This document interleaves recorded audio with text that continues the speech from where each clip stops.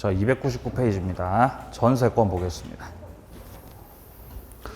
자, 전세권이 성립하기 위해서는 밑에 도해 속에 나와 있듯이 설정자 그리고 전세권자 두 사람이서 계약을 해야 돼요. 계약을 하고 등기를 하면 전세권이 성립해요. 전세권.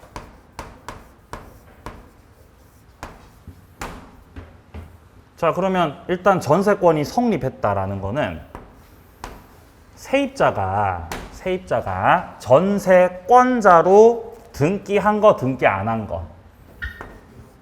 등기했어, 등기 안 했어? 등기했어. 등기한 거예요. 등기 안 하면, 자, 만약에 계약은 했는데 전세권자로 등기를 안 했어. 등기 안 했어. 그러면 전세권이에요, 전세권 아니에요? 전세권 아니에요, 그러면요. 그래서 등기 안 한 전세를 뭐라 그래요? 미등기 전세라 그래요. 미등기 전세는 전세권 아닙니다. 물권입니다, 채권입니다, 이거. 이거 채권입니다, 이거는 채권. 그러니까 정확하게 등기까지 했을 때 전세권이고 물권으로 인정받아요. 물론 이제 용익 물권이기 때문에 사용하고 수익하는 거죠. 이때 전세권 객체는 뭐예요? 객체. 건물이에요, 토지예요? 부동산입니다. 부동산입니다. 그러니까 건물 전세도 되고 토지 전세도 되는 겁니다. 그렇지요? 예, 둘 다 가능해요. 그죠? 예. 시험 6개월도 안 남았죠? 자, 건물 전세도 가능하고 토지 전세도 가능한 거다. 그죠? 그리고 물권이기 때문에 등기를 하고 나면 당연히 대항력도 있어요, 없어? 대항력도. 대항력 있는 거죠. 그럼 대항력 있으니까 바뀐 주인한테 전세권 주장할 수 있어요, 없어요? 주장할 수 있습니다. 자, 그리고 전세권이 성립하기 위해서는 성립의 요소가 있어야 돼요. 전세권 성립의 요소. 자, 전세권 성립의 요소는 첫 번째, 계약을 해야 돼요. 설정 계약을. 그리고 필수 요소로 뭐가 들어가야 돼요? 전세금. 전세금 빠지면 안 됩니다. 그리고 마지막으로 뭐까지 해야 돼? 등기도 해야 돼요. 그래야 전세권이 뭐가 됩니다? 성립합니다. 성립. 이때 전세금을 반드시 현실로 줘야 돼요? 안 그래도 돼요? 안 그래도 되죠? 어떻게 할 수 있어요? 기존 채권으로 뭐 할 수 있어요? 가름할 수 있다. 채권 가름할 수 있다. 네, 그렇다는 거죠. 예. 자, 책의 내용도 좀 보겠습니다. 밑에 조문이 나와요, 지금. 303조에서. 전세권자는 전세금을 지급하고 타인의 부동산을 점유해서 용도에 쫓아 사용 수익합니다. 근데 뭐를 사용 수익합니다? 부동산을 사용 수익하는 거죠. 그러니까 객체가 뭐라고요? 부동산이라고, 객체가. 그러니까 토지 전세도 가능하고 건물 전세도 가능하고요. 그리고 뿐만 아니라 부동산 전부에 대해서 후순위 권리자, 기타 채권자보다 우선 변제 받을 수도 있죠. 경매 들어가면은 배당받는 거예요. 이게 담보물권적 성격이죠. 뒤로. 성립. 전세권을 상속받았네요. 그럼 등기 안 해도 돼요. 뭐 받았으니까? 상속받았으니까. 이거는 187조죠? 이건 등기 안 해도 돼요. 자, 두 번째. 목적물 인도는 요건 아니다. 목적물 인도가 성립 요소가 아니라 전세권 성립의 요소는 계약을 하고 전세금을 주고 등기를 하고 이 세 가지가 요소라고요. 뭐는 요소가 아니고요. 인도는 요소가 아니고요. 인도는 어디에서 요소예요? 임대차 보호법에서. 임대차 보호법에서 대항력 취득하려면은 인도와 주민등록, 인도와 사업자 등록 필요하죠? 그때 요소야, 그때. 임대차 보호법에서. 근데 지금 우리가 보고 있는 건 임대차가 아니죠? 전세. 전세는 인도가 요소가 아니에요. 세 번째, 전세권 설정하는 거. 처분행위다. 좀 더 구체적으로 말씀을 드리자면 물권 행위입니다. 그러니까 약속을 하는 거다, 권리를 이전시키는 거다. 권리를 이전시키는 거예요, 종국적으로. 그러니까 처분 권한이 필요해요, 필요 없어요? 처분 권한 필요해요. 그렇죠? 그래서 밑에 남의 집을 전세할 수는 없어요. 근데 임대차는 할 수 있죠. 왜냐면 임대차 계약을 체결하는 거는 채권 행위거든요. 그거는 할 수 있다고요. 근데 전세권 설정은 채권 행위가 아니라 무슨 행위라서? 처분 행위, 물권 행위이기 때문에 처분 권한 없으면 한다고 못 한다고? 못 한다고, 못 한다고. 자, 내려갑니다. 전세금 필수 등기 사항이다. 자, 그리고 등기된 금액에 대해서 제3자에게 대항할 수 있습니다. 만약에 전세금이 등기가 안 돼 있으면 대항 못 해요, 제3자한테는. 자, 2번. 전세금을 현실적으로 꼭 수수해야 되는 건 아니고 기존 채권으로 가름할 수 있습니다. 3번. 증감 청구도 가능한데 증액할 때 제한이 있는 거죠. 한번 올리고 나서 1년 뒤에 올릴 수 있습니다. 그리고 한번 올릴 때마다 5% 초과할 수 없다. 1년 5%. 예. 자, 내려갑니다. 존속기간. 건물 전세에서 기간을 1년 미만으로 했을 때는 자동 1년이다. 주택임대차 보호법에서는 최단 기간이 2년이었죠. 근데 건물 전세는 몇 년? 1년입니다. 내려갑니다. 2번 법정갱신. 기간 만료 6개월 전부터 1월 전까지 별 말씀이 없으셨을 때 법정갱신이 되는 겁니다. 이때 법정갱신은 법률 행위예요, 법률 규정이에요? 법률 규정이에요, 법정갱신은. 자, 첫 번째, 법정갱신이라고 하는 것은 법률 규정에 해당이 된다. 따라서 요건을 갖추면 갱신이 되는 거지. 갱신된 내용을 등기해야 되는 거다, 등기 없이도 되는 거다. 등기 없이도 되는 거다. 자, 그리고 법정갱신의 대상이 되는 전세는 건물전세다. 법정갱신은 토지전세에서 안 돼요. 건물전세에서 법정갱신. 그리고 법정갱신이 되려면은 기간 만료되기 몇 월 전부터? 6개월 전부터 1월 전까지 별 말씀이 없으셨을 때다. 자, 그리고 법정갱신 됐을 때 다른 조건들은 똑같은 거죠? 조건이 동일하다. 전에 했던 전세권하고 다른 조건들이 싹 다 똑같은데 다른 게 있죠? 뭐가 달라요? 기간이 달라요, 기간이. 기간은 몇 년이 된다? 아, 그렇죠. 정함이 없는 것으로. 좋아요, 좋아요. 정함이 없는 걸로 본다. 그러니까 기간이 없는 전세로 봐버린다는 거죠? 기간은 없는 걸로 본다.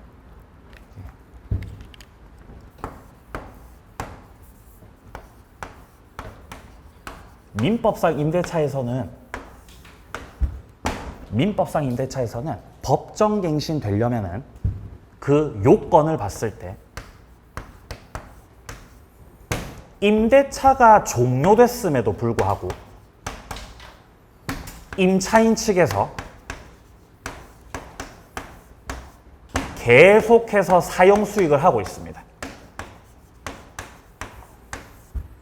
임대차가 끝났는데도 임차인이 계속 쓰고 있는 거예요. 근데 여기에 대해서 임대인이 이의를 제기해서 가만히 냅뒀어. 가만히 냅둔 거예요. 별 말이 있었어, 없었어? 별 말이 없었어요. 왜냐하면 월세도 따박따박 잘 들어오고 있으니까 별말 없이 그냥 가만히 냅둔 거예요. 그러면 민법상 임대차에서 법정갱신되는 거죠. 이렇게 됐을 때 기간이 어떻게 되죠? 몇 년이 되죠? 정함이 없는 것으로 돼요. 기간은 정함이 없는 거예요. 그러니까 정함이 없으므로 법정갱신됐을 때 민법상 임대차에서 해지 통고할 수 있는 거예요. 6개월 뒤에 해지 통고하는 거예요. 언제든지 할 수 있는 거예요. 언제든지 할 수 있는 거죠. 언제든지. 그러면 임대인 쪽에서 임차인한테 해지 통고를 했다면 몇 개월 지나고 나서 끝나요? 6개월이요. 6개월 뒤에 임대차 끝나는 거예요. 근데 임차인 쪽에서 임대인한테 해지 통고하면 몇 개월 뒤에? 1월이에요. 민법상 임대차에서는 1월이에요. 1월. 헷갈리죠? 겁나 헷갈리죠? 그래서 비교하고 있는 거예요. 그럼 지금 보고 있는 전세권에서는 법정갱신이 되는 경우는 그 요건 기간 만료되기 몇 월 전부터? 6개월 전부터 1월 전까지. 별 말이 없었을 때 법정갱신이죠. 그러면 6개월 전부터 1월 전까지 별말 없이 그냥 지나가면 법정갱신이 되고 그때 기간은 어떻게 된다고? 정함이 없다고요.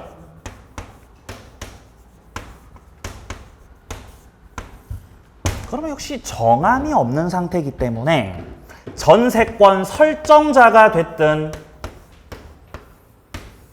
아니면은 전세권자가 됐든 누구든 끝내자고 소멸 통고할 수 있는 거죠. 이때 설정자가 끝내자 그러면 몇 월 뒤에 끝나요? 그럼 전세권자가 끝내자고 하면 둘 다 6월이죠. 예, 여기선 둘 다 6월이에요. 둘 다. 헷갈리죠? 예. 왜 우세요? 왜 우세요? 주택임대차. 주택임대차에서는 법정갱신될 때 기간 만료 6개월 전부터 6개월 전부터 몇 월 전까지? 이거 2월이에요, 이거. 겁나 헷갈리게 만들어요. 6월에서 2월 전에 별말 없었을 때, 별 말씀이 없으셨다. 그럼 법정갱신 되는 거죠? 아니면 기간 만료 2월 전까지. 임차인이 별말이 없었을 때. 임차인 쪽에서 별말 없었어. 법정갱신. 자, 그러면 주택임대차 보호법에서 이렇게 요건을 갖춰서 법정갱신되면은 기간 몇 년짜리 돼요? 이때는 최단기를 따르기 때문에 2년으로 연장되는 거예요. 주택임대차 보호법에서는요. 따라서 임대인 측에서 임차인한테 해지 통고를 하면 몇 개월 뒤에 끝나요? 해지 통고할 수 없다. 여기서 이제 해지 통고 못 하는 거예요. 왜 못 해요? 2년을 보장해 줘야 돼요, 임대인은. 2년 보장해 줘야 돼요. 해지 통고 못 한다고, 여기선. 아니, 그러면 민법상 임대차하고 전세에서는 주인이 나가라고 할 수 있잖아요. 여기선 왜 가능한 겁니까? 기간이 없어서. 기간이 없는 상태이기 때문에 주인도 끝내자고 할 수 있고 세입자도 끝내자고 할 수 있는 거예요. 여기서는. 근데 특별법에 와가지고는 2년으로 연장되는 것이기 때문에 얘는 보장을 해줘야 돼, 기간. 나가라고 못하죠? 못하죠. 근데 그렇다고 임차인이 2년에 묶여있냐? 그렇지 않습니다. 임차인은 끝내자고 할 수 있죠? 몇 월 지나면 끝나요? 3월. 3개월 지나면 끝나죠, 여기서는. 상가. 상가 임대차 보호법에서도 법정갱신이라고 하는 제도가 있습니다. 기간 만료 6개월 전부터. 몇 월 전까지? 아, 이거 또 1월이죠, 이거. 여긴 또 1월이죠. 그죠? 이때 임대인이 별말 없었을 때. 뿐만 아니라 기간 만료 1월 전까지 역시 우리 임차인께서 별 말이 없었을 때 갱신되는 거예요. 그러면 상가 임대차 보호법에서 법정 갱신됐을 때 기간이 어떻게 돼요? 기간이 최단기를 따라서 1년이 되는 거예요. 1년. 그러므로 상가에서 임대인이 임차인에게 끝내자고 해지 통보를 하면은 몇 월 뒤에 끝나는 거예요? 못하는 거예요. 왜 못해요? 1년 보장해줘야 돼서 못한다는 거지. 근데 임차인은 끝내자고 할 수 있죠? 몇 월 뒤에 끝나요? 3월이요. 이렇게 돼요. 네, 비교 잘 해두세요. 4가지. 법정갱신은 이 4가지 파트에서 나올 수 있습니다. 네. 자, 그래서 일단 지금 현재 우리가 보고 있는 전세에서는 법정갱신 기획에서 전세금 같은 경우는 동일한 조건으로 갱신되는 건데 기간은 정함이 없는 것이 되는 겁니다. 그리고 니은의 전세권의 법정갱신은 법률 규정이다. 따라서 등기해야 된다, 등기 안 해도 된다. 등기 안 해도 돼요. 등기 없이도 제3자한테 권리 주장할 수 있습니다. 3번 기간이 없으니까 양 당사자 둘 다 소멸 통과할 수 있죠. 그럼 몇 월 지나면 끝난다고? 6개월 지나면 끝난다고요. 전세에서는. 잘 비교해 주세요. 민법상 임대차에서는 6일입니다. 6일. 여기는 66. 여기는 3개월. 외워야 돼요. 자, 밑에 동그라미 4번에 주택임대차 보호법에서는 임차인만 해지가 가능하다. 이 표현을 잘 이해하셔야 돼요. 그러니까 누구는 해지 통보를 못해. 임대인은 못하는 거예요. 왜 못해요? 보장해줘야 돼서. 주택에서는 2년, 상가에서는 1년을 뭐 해줘야 돼서? 보장을 해줘야 되니까. 나가라고 못해, 임대인은. 임차인은 할 수 있어요. 3개월. 자, 오른쪽 갑니다. 효력입니다. 자, 전세권 효력 첫 번째입니다. 전세권자 권리, 부동산을 사용하는 거다. 토지 사용권도 아니고 건물 사용권도 아니고 부동산 사용권이죠. 왜 그러냐면 객체가 부동산이라서. 객체가 부동산이라서 그래요. 네. 자, 동그라미 1번에 용도대로 사용해야 됩니다. 만약에 용도를 위반해서 썼다. 그러면 설정자가 전세권 소멸 청구할 수 있어요. 2번 대항력 있죠. 왜 대항력 있어요? 물권이라서. 물권은 기본적으로 대항력 탑재하고 있어요. 패시브로. 패시브로 탑재하고 있죠. 대항력을. 자, 3번입니다. 전세금 반환의 의무자. 전세 목적물이 양도되면 소유권과 일체로 전세금 반환 채무도 이전하게 된다. 이 문장을 보면서 뭔가 떠올라야 돼요. 뭐가 떠오르세요? 지위승계. 지위승계 보이세요? 무슨 지위가 승계돼요? 설정자 지위승계요. 설정자 지위 승계되는 겁니다. 왜 승계돼요? 대항력이 있어서. 전세권자한테 대항력이 있기 때문에 설정자 지위가 신소유자한테 승계됩니다. 그러니까 전세권 기존 설정자한테 전세금 반환 청구를 하는 게 아니라 누구한테 반환 청구를? 신소유자. 이 설정자 지위받은 이 신소유자한테 가가지고 전세금 빼달라고. 전세금 빼달라고 반환 청구하는 거예요. 그죠? 반환 청구하는 거죠. 주인이 있는 거죠, 주인이. 주인이 있는 거예요. 그리고 전세 살고 있어요, 전세를. 전세 살고 있지. 응? 전세권자예요. 여기가 이제 매제예요, 매제. 제 매제가 전세 살고 있어, 지금. 이 양반이 지금 전세금을 3억을 걸어놨대요, 3억을. 전세금 3억을 걸어놨어, 3억을. 그러고 망했죠. 그죠? 왜냐면 지금 이제 6억을 넘어가고 있거든요. 망해버렸죠. 그죠? 샀어야 되는데 안 샀던 거지. 그죠? 후회하고 있죠. 그때 당시에 전세금 걸 때는 집값이 3억이었어요. 그죠? 근데 지금 얼마라고요? 6억 됐어요. 그죠? 너무 저는 이제 좋죠. 에? 만약에 돈 벌면 배 아프잖아요. 그죠? 3억 이렇게 벌었던 거, 이렇게. 그죠? 그래서 지금 열받아가지고 지금 집 짓고 있어요. 지금 열받아가지고. 어? 내가 집을 짓겠다 이러면서 집을 짓고 있다고. 전화가 왔어요, 어제. 저한테 전화가 왔어요. 갑자기 느닷없이 법원에서 통지서가 날라온 거예요, 통지서가. 당신이 살고 있는 집이 지금 경매가 신청됐습니다. 예? 경매가 신청됐습니다. 예? 사건 번호는 21타경. 예? 21타경 123입니다. 경매 신청된 거예요, 갑자기. 놀랬던 거죠. 저한테 전화 왔던 거예요. 그럼 일단 경매가 신청됐으니까 등기부 확인해 보라 그랬어요. 경매가 신청됐기 때문에 지금 전세권자가 1순위인지 2순위인지가 겁나 중요해지는 거예요. 물어봤어요. 매제 몇 순위야? 당연히 1순위죠. 그죠? 바보가 아닌 이상은 자기가 1순위 해야죠. 1순위. 왜 경매된 거야? 이 주인이 사업하다가 지금 쫄딱 망해가지고 어디 무슨 저기 은행에서 농협이었나? 농협이었던 것 같아요. 은행에서 너 돈 안 갚냐?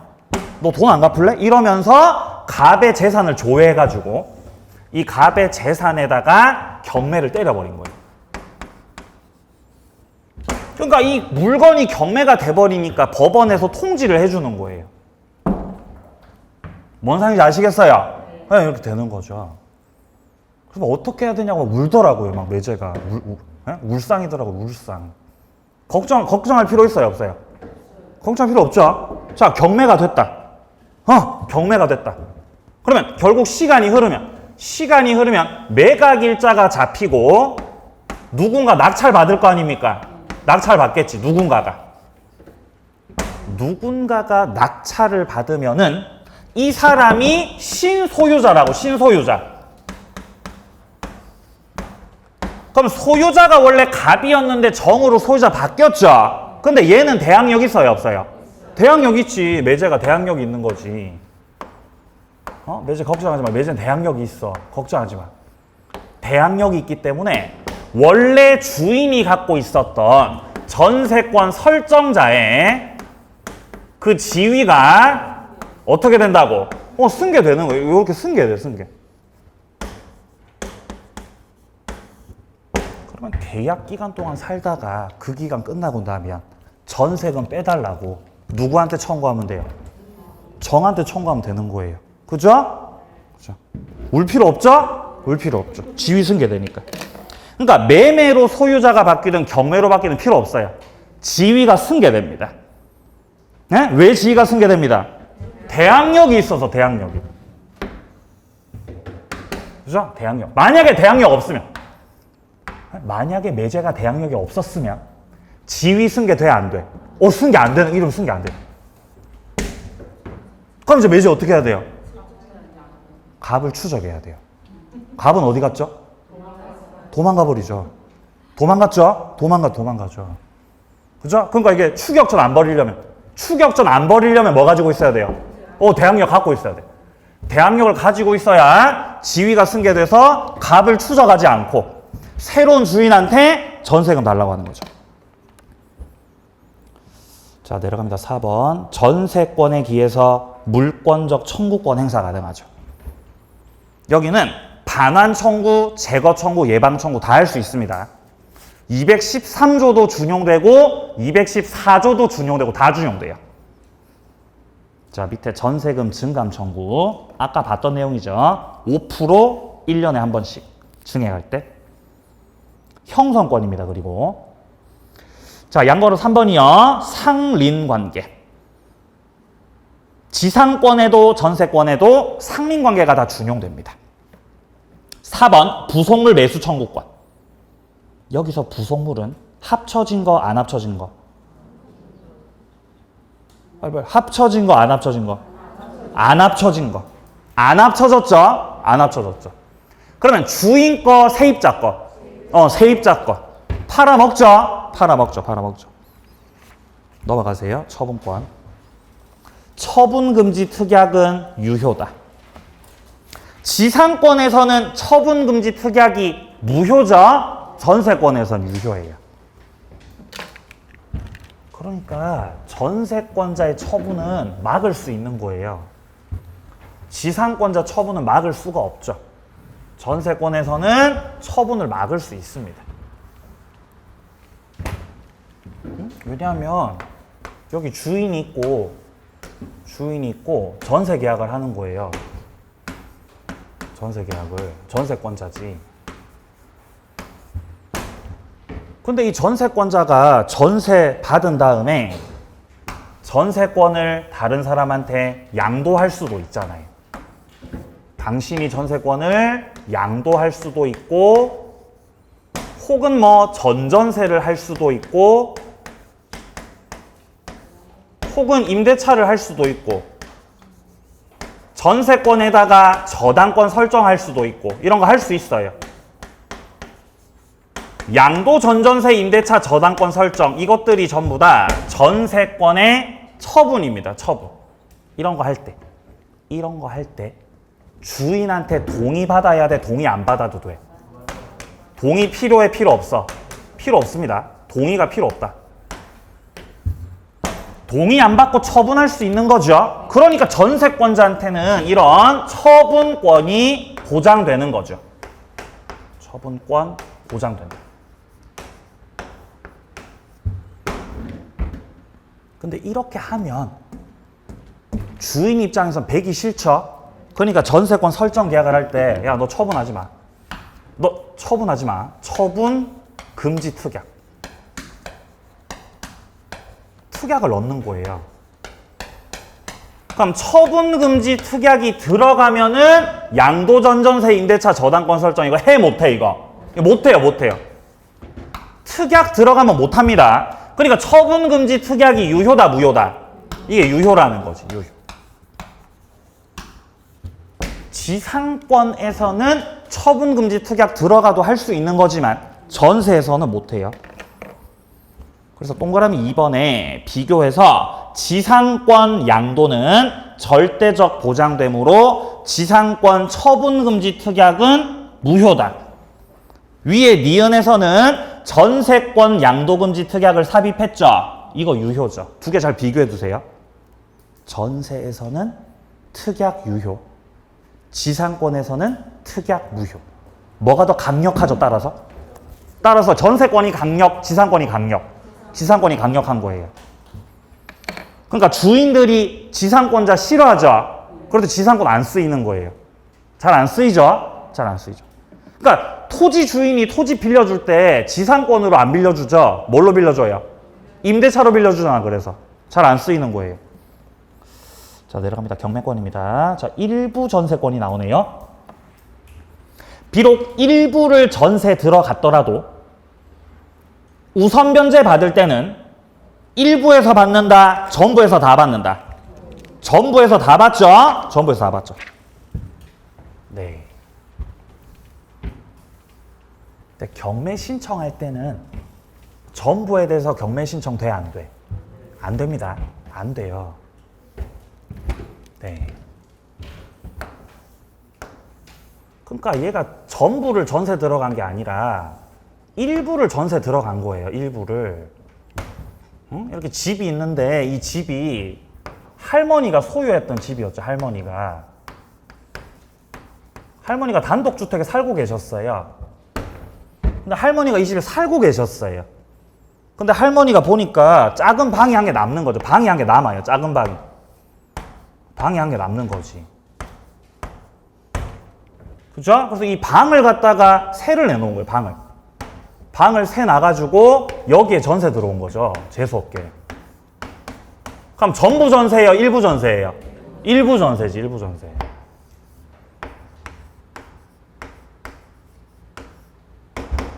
자, 이게 당시에 제 대학생 때였어, 대학생 때. 그죠? 일부 전세 들어갔던 거, 일부 전세. 대학생 때. 그죠? 이때 딱 20살 때. 네? 딱 20살 때예요. 그죠? 그러면 전세권자가 이 집에 살고 있지만, 어디만 쓸 수 있어요? 방만, 작은 방만 쓸 수 있죠, 작은 방만.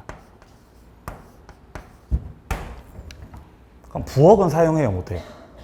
부엌 써요, 못 써요? 못 쓰는 거죠. 화장실은요? 못 쓰는 거예요. 뭐만 써야 돼요? 방만 써야 돼, 방만. 그죠? 근데 할머니가 그래도 저한테 은혜를 베풀어 주셨어요. 화장실 써라, 이렇게 하시는 거죠. 내 기분이다. 화장실 써라. 너 이거 화장실 써. 너 화장실 있거든? 이거 화장실 쓰는 거야. 써. 화장실 써라. 근데 화장실에 세탁기가 있더라고요. 세탁기가. 세탁기는 돌려라, 돌리지 마라. 야, 이거는 돌리면 안 된다, 이건. 야, 세탁기는 돌리지 말고, 그냥 변기만 써, 변기만. 그죠? 그리고 너 보일러 틀어라, 보일러 틀지 말아라. 보일러 틀지 말라고. 보일러 틀지 말라고 하는 거예요. 그럼 저는 어떻게 합니까, 할머니? 전기장판을 깔도록 해라.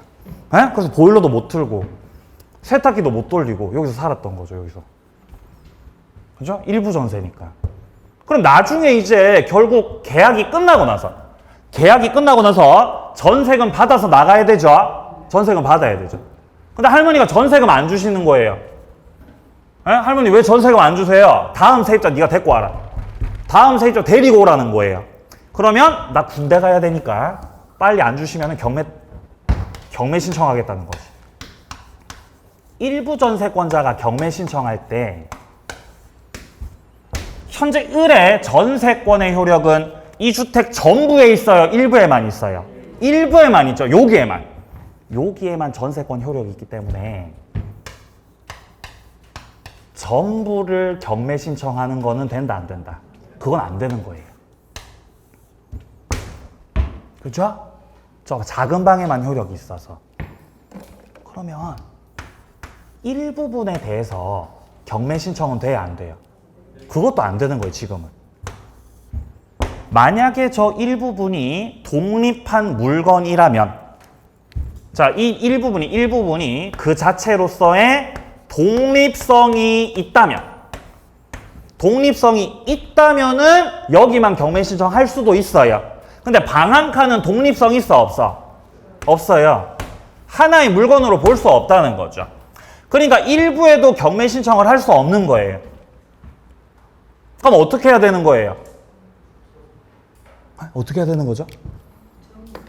계속 살아야 되는 거예요. 할머니하고 한 집에서. 군대도 못 가고.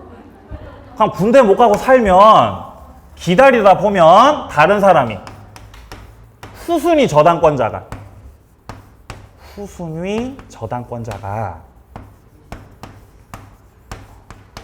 경매 신청을 해주시는 거지. 후순위 저당권자가. 할머니 돈 안 갚습니까? 경매 신청.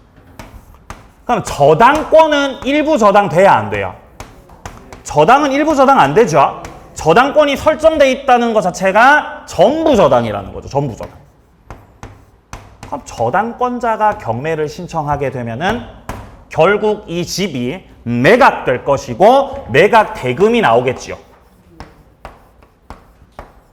그럼 매각 대금에서 우선 변제 받을 때는 어쨌든 을하고 병 중에서 순위에 따라서 이제 우선 변제 받아야 되죠. 누가 더 순위가 빨라요? 을이 빠르다는 거죠. 그죠? 그래서 이제 우선 변제 받는 거예요. 매각 대금 일부 우선 변제, 전부에 대해서 우선 변제. 전부 우선 변제. 그러니까 우선 변제를 받을 때는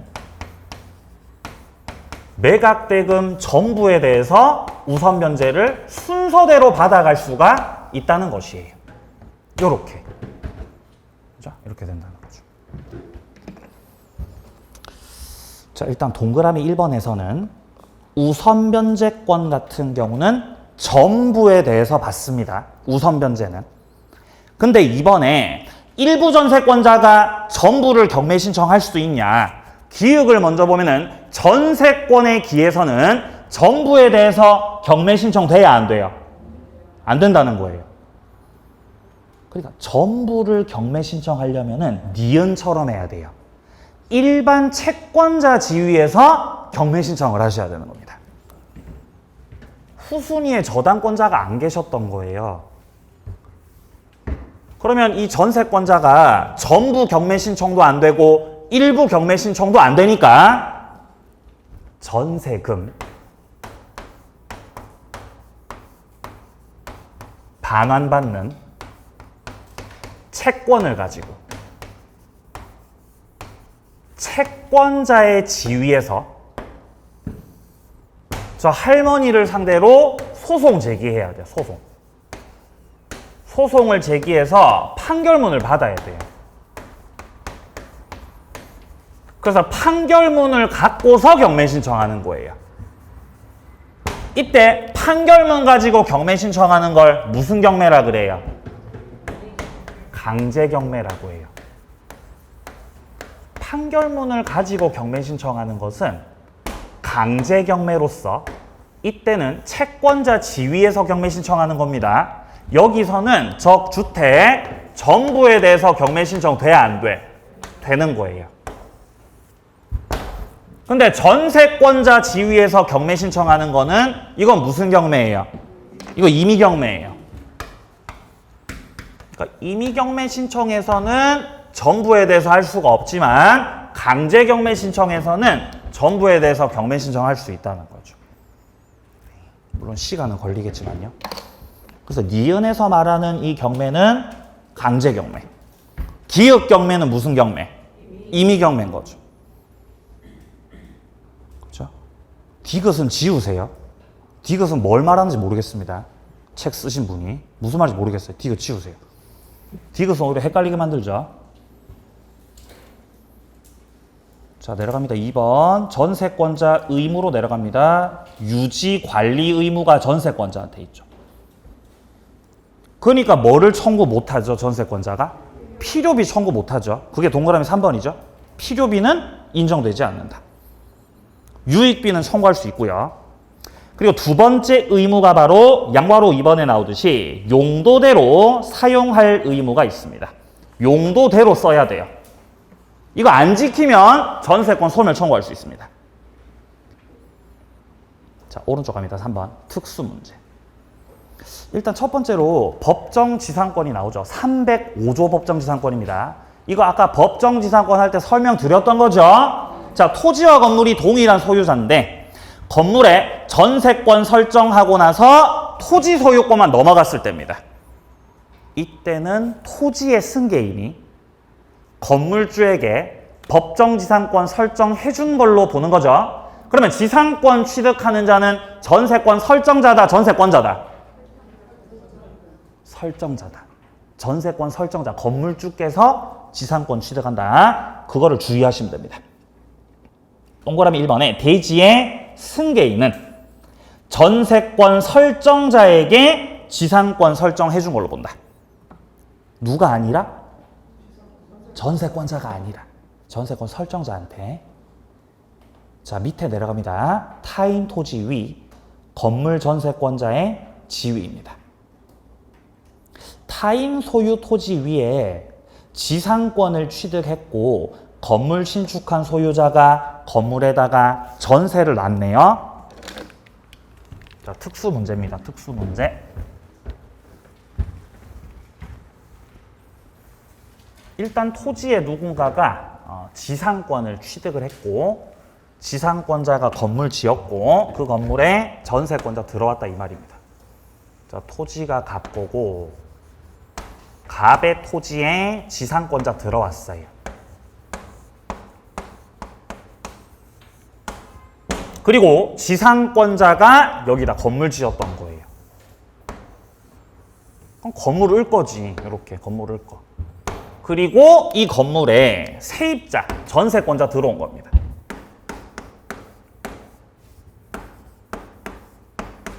이렇게. 자, 첫 번째, 이때 전세권의 효력은 건물에 미쳐요. 뿐만 아니라 지상권에도 효력을 미칩니다. 뭔 말이냐? 을이 전세금 안 빼주면 전세권자가 이 건물에 대해서 경매 신청할 수 있죠. 그러면 경매 신청을 하고 이 건물이 경락이 되면 경락인에게 건물 소유권이 넘어가겠죠. 그러면서 뭐도 넘어가요? 지상권도 넘어가는 거예요. 이때 이런 권리를 무슨 권리라고 그랬어요? 종된 권리요. 이걸 우리가 어디서 봤었냐 하면은 만약에 지상권자가 소유하고 있는 건물에 저당권이 설정되면 이때 저당권의 효력이 건물에 미칠 뿐만 아니라 그 종된 권리에 해당되는 지상권에도 다 미치는 거죠. 그러니까 저당권자가 경매 신청하면 낙찰받으면서 건물도 받고 지상권도 받는 거예요. 그럼 똑같아요. 똑같아.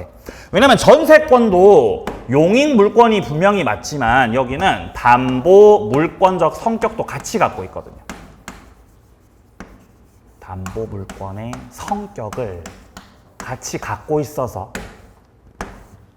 전세권의 효력은 종된 권리에도 미치는 거다, 안 미치는 거다? 미치는 거다. 종된 권리에도. 자, 같은 상황 한 가지 더. 토지가 있고 토지가 갑거다. 그리고 갑의 토지에 을이 지상권자로 들어왔다. 그리고 지상권자가 여기다 건물 지었던 거예요. 건물은 을 거겠죠. 이렇게. 자, 이 상태에서 이 건물에 역시 세입자가 들어왔는데 전세권자가 들어왔는데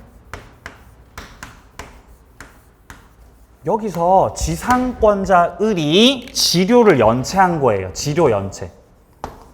몇 년치 연체하면 쫓겨나는 거죠? 2년치. 지료 2년치를 연체를 해버렸던 거예요. 그러면 지상권 설정자, 토지 소유자가 지상권자한테 지상권 소멸 청구할 수 있죠. 이때 소멸 청구는 형성권입니다. 형성권.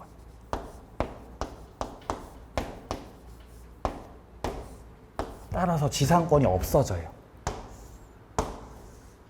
그럼 지발로 나가는 거예요? 쫓겨나는 거예요? 쫓겨나는 거죠? 쫓겨나는 거예요. 그러면 지상권자가 쫓겨나고 지상권이 없어졌으니까 이 건물은 남의 땅에 토지 사용권도 없이 있는 건물이죠. 그럼 이 건물에 대해서 갑이 철거하시라고. 철거 청구할 수 있어요? 없어요? 할 수 있는 거예요. 그럼 을은 대항할 수 있다, 철거해야 된다. 철거하셔야 돼요. 왜 철거해야 되죠? 지상권이 없어서. 토지 사용권 없죠? 나가시는 거, 쫓겨나는 거예요. 근데 누가 살고 있다, 이 건물에? 그럼 갑이 전세권자한테 뭐라고 해요? 나가라 그래요. 퇴거 청구한다고 해요. 그럼 퇴거 청구를 했을 때 전세권자는 대항할 수 있다, 나가야 된다. 나가야 된다는 거예요.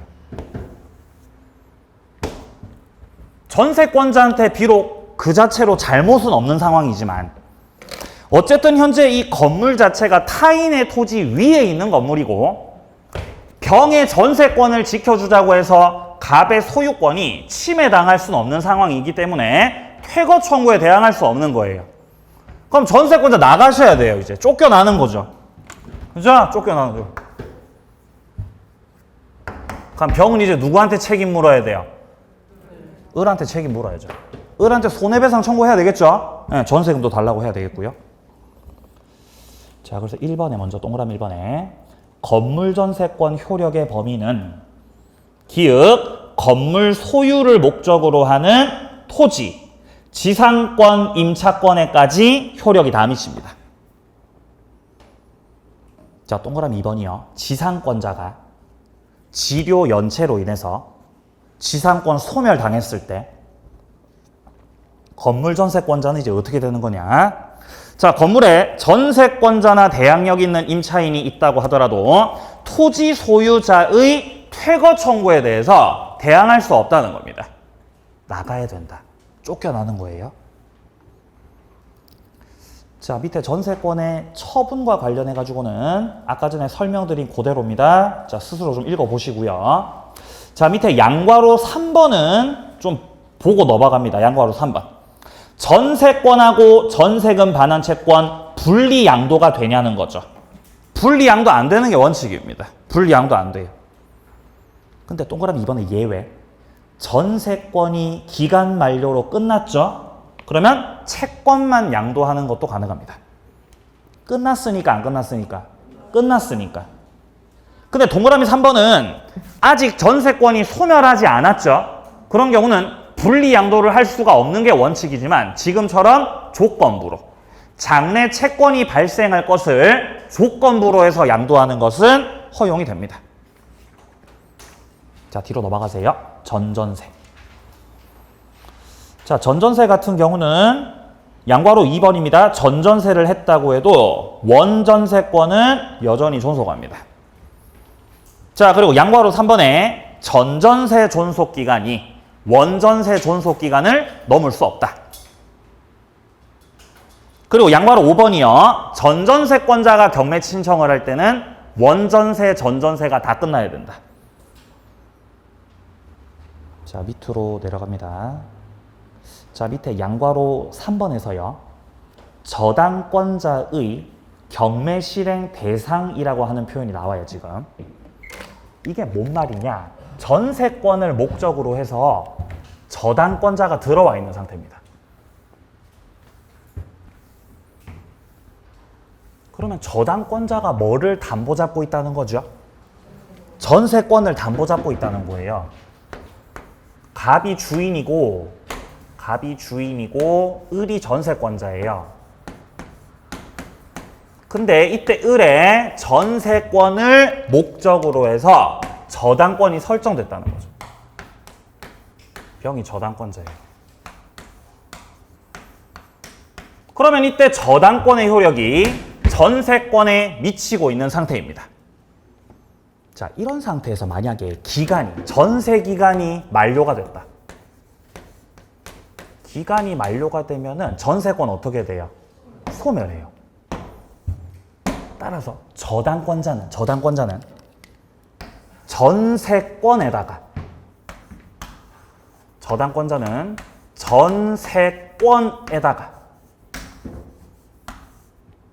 저당권을 실행할 수 있다 없다? 없는 거예요. 왜 실행을 못하는 거예요? 소멸했으니 끝나버렸으니까. 실행 못하죠? 실행 못하죠. 그러니까 전세권에다가 실행을 못하니까 이때 저당권자가 살아남기 위해서는 을이 기간의 만료로 인해서 주인한테 받아야 되는 전세금을 반환받아야 하는 그 채권. 여기다가 효력을 주장해야 되는 거죠. 전세금이 을한테 넘어가기 전에 빨리 이 채권을 뭐 하셔야 돼요? 압류 때려야 돼요. 전세금 반환 채권을 빠르게 압류해서 저 채권에 대해서 전세금을 빼갈 준비를 해야 되는 것이다. 이런 걸 뭐라 그런다? 이런 걸 물상대위라 그래요. 원래 병이 저당 잡고 있었던 건 전세권이었죠. 근데 그 전세권이 소멸했으니까 이제 어디다가 효력 주장하는 거예요? 채권에다가 효력 주장하는 겁니다. 가치 변형물이죠. 물상대위라는 겁니다. 그래서 이때 갑을 가리켜서 제3채무자라 그래요. 제3채무자. 갑이 병한테 직접 빚지고 있는 건 아니지만 결국 전세금이 압류됐기 때문에 갑은 전세금을 을한테 빼주면 돼야 안 돼, 전세금을. 을한테 빼주면 안 되는 거예요. 전세금 누구한테 빼줘야 돼요? 병한테 빼줘야 돼요. 그래서 갑이 채무자가 됐다는 거예요. 병에게 지금 빚을 지고 있는 것처럼 지금 법률관계가 만들어져 버렸죠? 그래서 쟤를 제3채무자라 그래요. 동그라미 1번. 저당권의 목적인 전세권이 소멸하면 저당권도 소멸한다. 따라서 전세권 목적으로 하는 저당권도 당연히 없어지는 거기 때문에 저당권자가 전세권 자체에다가는 더 이상 실행할 수 없다는 거죠. 끝났습니다. 2번. 저당권자는 전세권에 가름해서 존속하는 전세금 반환 채권 이거 압류해서 배당 요구를 하는 방법으로 자신의 권리 행사할 수 있다. 이게 뭐라고요? 물상대위입니다. 이게 물상대위. 오른쪽 양괄호 4번이요. 전세금에 대해서 제3자의 압류가 없죠. 압류가 없으면 설정자는 전세금 누구한테 주면 돼요? 을한테 주면 되죠. 압류가 있으면 압류가 없으면 압류가 없었으면 압류가 없었으면은 전세금 그냥 을한테 주면 돼요. 근데 압류가 있었으니까 을한테 전세금 주면 돼, 안 돼? 안 되고 누구한테? 병한테 줘야 된다는 거죠. 5번 물상대위. 저당권자가 물상대위권을 행사하기 위해서는 설정자가 받게 되는 금전기타 물건의 지급 또는 인도 전에 압류를 해야 되고 적법한 방법으로 물상대위권을 행사했다면은 전세권자에 대해서 일반 채권자보다 우선 변제를 받아서 전세금을 빼갈 수 있다는 겁니다. 자, 여기까지 특수 문제들 다 살펴봤고요. 전세권 파트는 마무리하겠습니다. 자, 뒤에 나오는 유치권서부터는 또 다음 주에 또 이어서 살펴보도록 하겠습니다. 고생 많으셨고요. 다음 주 건강한 모습으로 만나겠습니다. 수고하셨습니다.